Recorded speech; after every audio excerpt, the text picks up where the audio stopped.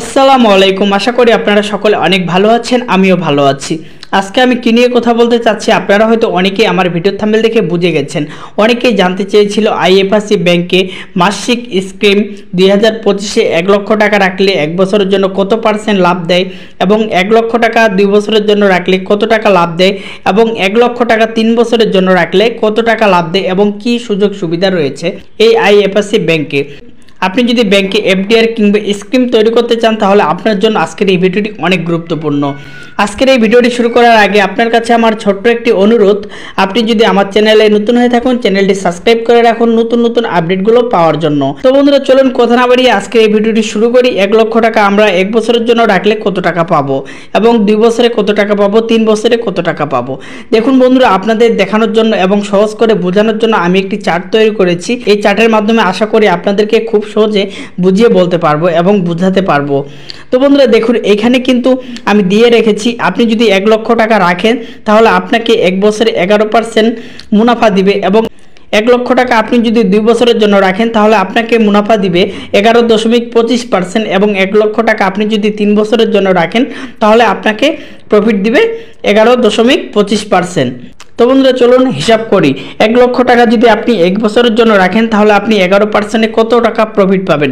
11%-এ আপনার 1 বছরে আসে 917 টাকা, এবং আপনি যদি 1 লক্ষ টাকা 2 বছরের জন্য রাখতে চান তাহলে আপনার আসবে 938 টাকা, এবং আপনি যদি 1 লক্ষ টাকা 3 বছরের জন্য রাখতে চান তাহলে আপনার আসবে 938 টাকা।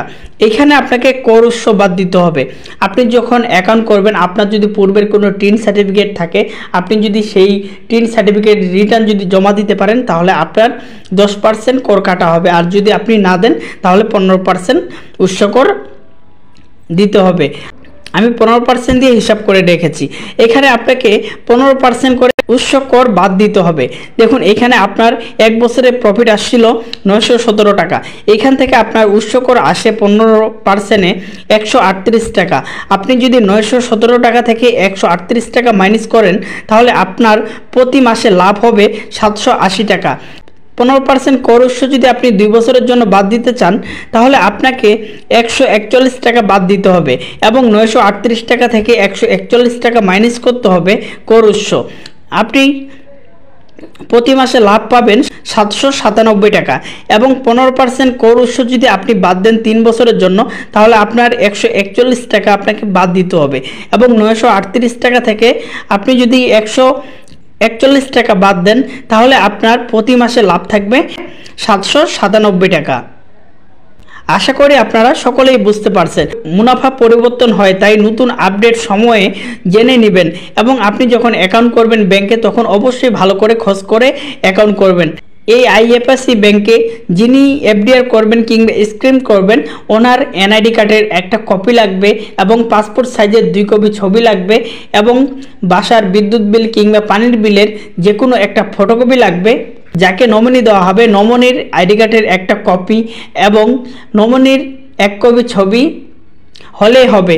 অবশ্যই নমিনি হচ্ছে ভালো পরিবারের মানুষকে দিতে হবে, অন্য কোথাও কিন্তু না দেওয়াই বেটার। তো আজকে আমার এই ভিডিওটি আপনার কাছে যদি ভালো লেগে থাকে অবশ্যই একটি লাইক, একটি সুন্দর কমেন্ট করে আমাকে জানিয়ে দিবেন। পরবর্তী নতুন ভিডিওগুলো পাওয়ার জন্য চ্যানেলটি সাবস্ক্রাইব করে রাখুন। আজকে আমার এই ভিডিওটি এই পর্যন্তই। ধন্যবাদ।